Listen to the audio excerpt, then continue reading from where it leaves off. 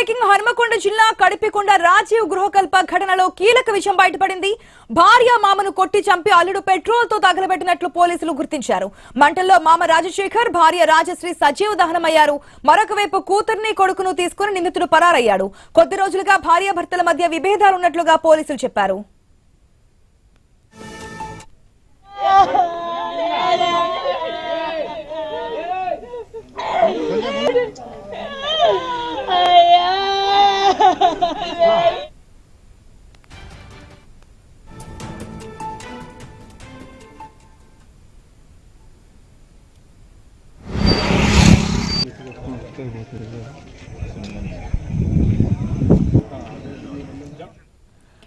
భార్యాభర్తల మధ్య సహజంగా చిన్న చిన్న కొట్లాటలు గొడవలు అనేవి సహజంగానే చూస్తుంటాం. కానీ ఆ విభేదాలనేవి ప్రాణాలు తీసే వరకు వారి యొక్క ధర్మపత్ని అంటే భార్యని హత్య చేయడం కాకుండా ఏకంగా భార్య యొక్క తండ్రి మామని కూడా పెట్రోల్ పోసి చంపేసినటువంటి దారుణ ఘటనకు సంబంధించినటువంటి బ్రేకింగ్ చూస్తున్నాం మనం.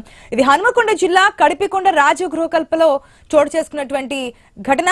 దీంట్లో కీలక విషయాలు అయితే బయటపడుతున్నాయి. భార్యను మామను కూడా కొట్టి చంపి అల్లుడు పెట్రోల్ పోసి తగలబెట్టినట్టు తెలుస్తోంది.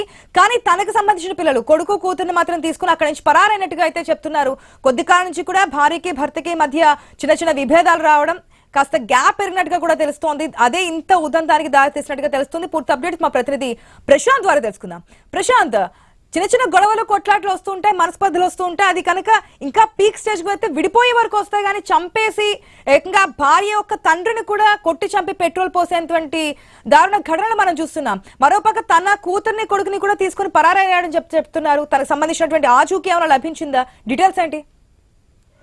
ఆశ హన్మకొండ జిల్లా కడిపికొండ రాజు స్వగృహ కల్పలో దారుణం చోటు చేసుకుంది. భార్యను అదేవిధంగా మామను కొట్టి చంపి పెట్రోల్ పోసి తగలబెట్టిన అల్లుడు ప్రవీణ్ ను కొద్దిసేపటి క్రితమే మడికొండ పోలీసు సిఐ అదుపులోకి తీసుకున్నాడు. అయితే అటు మామ భార్య రాజశ్రీ ఇద్దరు కూడా కాలి బూడిదైపోయారు. ఇటు నిందితుడైతే ఆ ప్రవీణ్ ను కొద్దిసేపటి క్రితమే అటు కూతురు కొడుకును తీసుకుని పరారీ అవుతున్న ప్రవీణ్ ను అదుపులోకి తీసుకున్నారు. అయితే కొంత పోలీసులు గోప్యత పాటిస్తున్నారు. అయితే వీళ్ళిద్దరి మధ్య విభేదాలు కుటుంబ కలహాలే కారణం అనేది స్పష్టంగా తెలుస్తుంది. 2023లో వీరికి వివాహమైంది. ఇటు సంగం మండలం చింతలపల్లి గ్రామానికి చెందిన ప్రవీణ్ కి ఇచ్చి 2023లో వివాహం జరిపించారు. వీళ్ళకి ఒక కొడుకు ఒక కూతురు కూడా ఉంది. వీళ్ళు హైదరాబాద్ లో నివాసం ఉంటూ అటు కూలి పని చేసుకుంటూ జీవనం సాగిస్తున్నారు. ఈ తరుణంలో పాపకు అన్నప్రాసన పేరుతోటి ఇటీవలే కడిపికొండకు వచ్చారు. అన్నప్రాసన అనంతరం కూడా ఈ గొడవల కారణంగా ఇక్కడే ఉన్నారు. అయితే ఈ రోజు తెల్లవారుజామున